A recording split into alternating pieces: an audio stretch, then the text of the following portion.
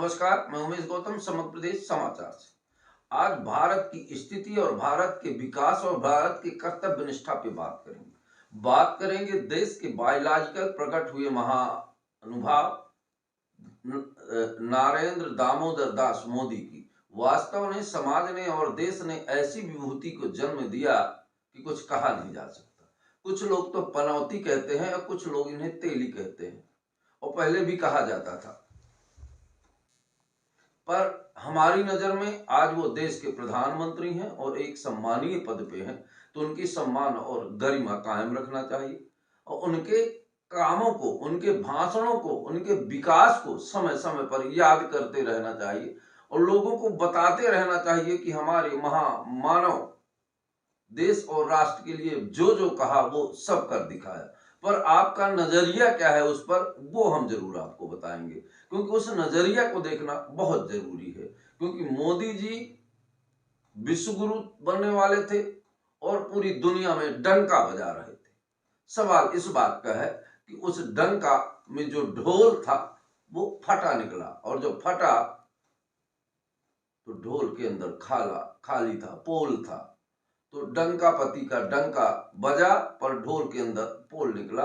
और ये हमारे महामानव हैं, देश के प्रधानमंत्री हैं, सम्मानीय पद के मालिक हैं, तो हम इनको सहर्ष स्वीकार भी कर रहे हैं और सम्मान भी कर रहे हैं। इसी बात को लेकर आज हम बात करते हैं मोदी जी के कुछ भाषणों की। कुछ जो लोग कहते हैं मोदी जी ने जो कहा वो किया नहीं, झूठा आदमी है, पर हम कह रहे हैं मोदी जी एकदम सच बोलने वाले आदमी हैं और उन्होंने जो जो कहा वो करके दिखाया। हम आपको बता रहे हैं कैसे और कैसे करके दिखाया। और बुद्धिमान आदमी की बात होती है कि जो उसे असल में एक पिक्चर में मैंने एक डायलॉग सुना था, जो मैं कहता हूं वो करता नहीं हूं और जो कहता नहीं हूं वो डेफिनेटली करता हूं। ये बात मोदी जी पे बराबर फिट होती है। वो कैसे, वो हम आपको बता रहे हैं। मोदी जी ने आज तक की गारंटी में सब कुछ कर दिया, एक काम नहीं कर पाया अभी तक कि देश नहीं बंटने दूंगा। इस वाली बात को हम बाद में बताएंगे, पहले मोदी जी की गारंटी की कुछ बातें बताएंगे। पहला बात, अक्सर मोदी जी जब संविधान में पहली बार गए तो पांव छू के गए, और जिस संसद भवन को पांव छुआ वो संसद भवन अब संसद भवन नहीं है। पहली बार उन्होंने पांव छुआ था और उनके पांव छूते ही उनके ही कार्यकाल में वह संसद भवन आज खंडहर के रूप में हो गया। दूसरे संसद भवन में लोग बैठ रहे हैं। पहली गारंटी मोदी जी ने यह बात कही कि देखिए उन्होंने पूरा कर दिखाया। दूसरी बात, उन्होंने कहा कि देश नहीं झुकने दूंगा। अक्सर वो अपने भाषणों में कहते थे कि देश नहीं झुकने दूंगा, और आज देखिए देश झुका नहीं है। विदेशों में भारतीय लोगों को हथकड़ी पहना के पिछवाड़े में ठोंकते हुए भारत देश पहुंचाते हैं। अरे देश झुका कहां, देखिए ना, हथकड़ी वहां पहना के भेज रहे हैं। दूसरा, अन्य कार्यक्रमों के तहत आदमी झुका हुआ है। नोटबंदी के टाइम पे झुक गया एक एक रुपये के, और पुलिस की प्रताड़ना और डंडे से मोदी जी ने कहा था। और मोदी जी के कार्यकाल में देश की झुकाने की किसी हिम्मत नहीं। अब देख लीजिए, मालदीव जैसे महाराष्ट्र ने भी आंख दिखा दी भारत को। अब आप कह सकते हैं कि मोदी जी के राज में भारत झुकने पाएगा? कदाप नहीं, कहीं सर उठा के खड़ा नहीं हो सकता। ऐसे महामानव ने अपनी हर बात को करके दिया। उन्होंने नारा दिया था सबका साथ सबका विकास।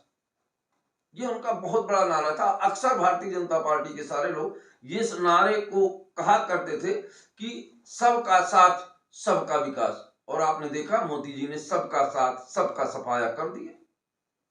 राजनीति के तारतम्य में उन्होंने पहला ट्रम्प कार्ड अच्छे दिन आएंगे बोला था, और उस अच्छे दिन का परिणाम यह है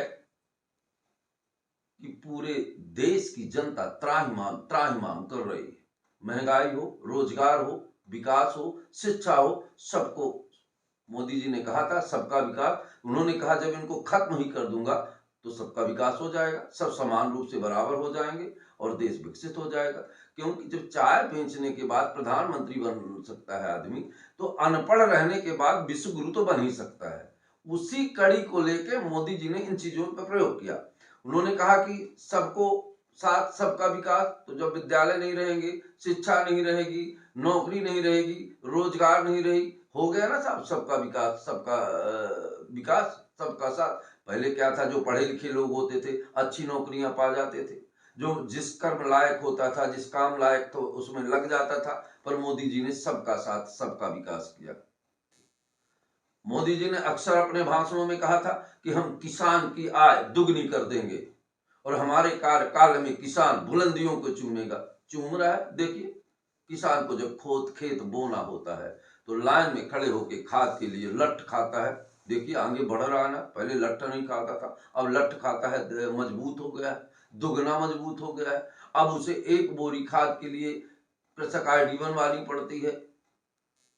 महंगाई इतनी कि खाद, बीज, सारी चीजें इतनी महंगी हैं। पर आप देख लीजिए, धान के रेट वही हैं, गेहूं के रेट वही हैं, चने के रेट वही हैं। तो किसान का विकास तो किया ना। जो किसान कर्ज नहीं था, ऐसा कोई किसान नहीं बचा भारतवर्ष में जिसके ऊपर कर्ज से ना लगा हो। अब देखिए, उन्होंने विकास तो किया, दूनी कर दी। पहले अगर 2 किसान आत्महत्या करते थे तो आज 4 किसान आत्महत्या करते हैं। तो विकास तो किया। अब आपको नहीं समझ में आया तो हम कैसे समझाएं। हम स्पष्ट तरीके से कह रहे हैं कि किसानों की आय दुगनी हो गई है। अब आय कौन सी दुगनी है ये विस्तृत कर देखिए। किसान कर्ज, जो पहले 10,000 कर्ज था, आज उसके पास 20,000 कर्जा है। पहले 2 किसान मरते थे, आज 4 किसान आत्महत्या से मरते हैं। मोदी जी ने नारी सशक्तिकरण की बात करी थी, तो क्यों नहीं देखिए नारियों की शक्तियां देखिए। आज चौराहे पे खड़े होकर डंका बजा रही हैं, मणि मारपीट की जा रही है और मोदी जी कह रहे हैं हम नारियों का विकास करते हैं। धोतियां महंगी पड़ती थी, अब धोती पहनने की जरूरत क्या है। मणिपुर को देख लीजिए, बीच गाहे बगाहे अक्सर आपको ऐसे वीडियो देखने को मिल जाते होंगे जहां मोदी जी के द्वारा नारियों का, या भारतीय जनता पार्टी की सरकार में नारियों का विधिवत सम्मान हो रहा है। अब देखिए, महिलाओं का अंकित भंडारी का केस देख लीजिए। बिहार में उनके एक सांसद के पति ने कहा था कि बिहार में 25,000 की महिलाएं मिलती हैं। अब देखिए, कीमत तो महिलाओं की कर दिया ना, अब क्या चाहिए आपको। अब देखिए, योगी जी ने कहा था कि युवा युग है, युवाओं को आगे आना चाहिए और युवाओं को हम सहयोग करेंगे। उन्होंने सहयोग किया। युवा पढ़ाई लिखाई छोड़कर डंडी झंडी लेकर आज आंदोलन में, सरकार की हर शिक्षा नीति के खिलाफ, हर परीक्षा के खिलाफ। आज जिन विद्यालयों में पढ़ाई होती थी, मोदी जी यूजीसी ले आए, बोले साले आपस में लड़ते रहो, पढ़ने की कोई जरूरत नहीं पढ़ेगा देश तभी आगे बढ़ेगा। मोदी जी ने कहा था दलित मेरी प्रथम प्राथमिकता में है। बिल्कुल उनकी प्रथम प्राथमिकता है। दलित और आदिवासी लोग जंगल में रहते थे। मोदी जी ने कहा कि ये आराम से जंगल में रह रहे हैं तो क्यों ना जंगल साफ करा दें, ये खुले मैदान में रहने लगेंगे। और आज देश के कितने जंगल जड़ मूल से खत्म कर दिए गए। मोदी जी ने पर्यावरण का विषय उठाया था, कहा था कि हम पर्यावरण देश में करेंगे और उसी तारतम्य में उन्हें मां के नाम एक पेड़ लगाया, हजारों पेड़ अडानी के नाम कटवा दिया। अरे ये तो पर्यावरण तो बढ़ा ना साहब। अगर 10,000 पेड़ कटने के बाद एक पेड़ लगा रहे हैं मोदी जी, तो ये छोटी सी बात है क्या? ये तो पर्यावरण बचाया उन्होंने। अब एक अलग बात है, राजनीतिक तारतम्य में उनके दोस्त यार हैं, उनके लिए उन्हें कुछ करना पड़ता है। उन्होंने जंगल ही साफ करवा दिए और जितने माँ के पेड़ नाम लगाए, आज तक कोई शायद 10% भी जीवित नहीं है। तो आपको समझना पड़ेगा कि मोदी जी ने तो विकास किया है, आप कुछ समझ में नहीं पा रहे हैं। अब आगे की बात और बता रहा हूं मैं। अब देखिए, मोदी जी ने कहा कि स्वास्थ्य और शिक्षा मेरी प्रथम प्राथमिकता है। तो देखिए, है क्यों नहीं। अभी मध्य प्रदेश की छोटी सी बात ले लीजिए, तो बच्चे कफ सिरप पी के मर गए, हजारों बच्चे। किसी भी अस्पताल में एथिलिक दवाइयां नहीं मिलेंगी, सब डुप्लीकेट दवाइयां मिलेंगी। और मोदी जी ने कहा जर्निक के नाम पे सस्ती दवाइयां मिलेंगी, उसका परिणाम आपके सामने है। स्वास्थ्य विभाग की जो हालत है, बगैर खून की जांच किए लोगों को HIV बाधित खून चढ़ा दिया मध्य प्रदेश के सतना में। और स्वास्थ्य की इतनी दुर्दशा है कि त्राही त्राही मची हुई है। हुआ ना विकास। अब शिक्षा की बात करें, मोदी जी ने विकास किया। सोचे कि अगर पढ़े लिखे डॉक्टर बन जाएंगे, पढ़े लिखे लोग जज बनेंगे तो देश बिगड़ नहीं जाएगा, विकास कहां से करेगा। तो उन्होंने शिक्षा में एक नई नीति लाई और बोला कि -40% वाले ही डॉक्टर बनेंगे। अब आपको बात करते हैं धर्म की। हमारे मोदी जी धर्म में के नाम पे भी आए थे, यहां तक कि उन्होंने राम को अपने से छोटा दिखाया था राम मंदिर बनवाने में। और बात भी सही है, मोदी जी ने कहा था कि गौ को माता है, गौ हमारी माता है। गौ मूत्र पीने की बात करते थे, गौ गोबर खाने की बात करते थे। तो फिर उन्होंने सोचा इससे फायदा कम है, फिर उन्हें गौ माता के मांस के निर्यात को अनुमति दे दी। मोदी जी ने सोचा कि आखिर गौमूत्र में कितना स्वास्थ्य बनेगा, पर जहां से मूत्र बनता है, अगर गौ को ही अगर अपन सबसे ज्यादा खाना शुरू कर दें तो क्यों ना ताकत आएगी शरीर में। और आज भारत विश्व में गौ मांस निर्यात में चौथा स्थान है। गौ को एक डंडा मार देना अपराध है, पर गौ को टुकड़े टुकड़े में काट के बोटियां बोटियां काट के पैकेट में बंद करके बेचना अपराध नहीं है। अगर मोदी जी ने कहा था तो वो कर दिखाया। अब आपके समझ में नहीं आता तो क्या करें। जिस हनुमान जी को हमारे यहाँ सब कुछ कलयुग का देवता हनुमान जी की बात करते हैं, उन हनुमान जी को रावण ने तो बंधक बनाया था। मोदी जी ने तो पतले धागों में बांध के हवा में उड़ाया। अब कितना धर्म चाहिए आपको। हर मंदिर में जाके अलग अलग बयान तक दे देते हैं, कभी बायोलॉजिकल हो जाते हैं, कभी अध्यात्म कर देते हैं। अब आपको कितना धर्म चाहिए। अब एक बहुत बड़ी बात मोदी जी ने कही, देश नहीं बंटने दूंगा। उन्होंने ठीक कहा है कि जब इतने बारीक बारीक टुकड़ों में बांटने का हम काम कर देंगे तो बटेगा कैसे, बंटने लायक छोड़ेंगे ही नहीं।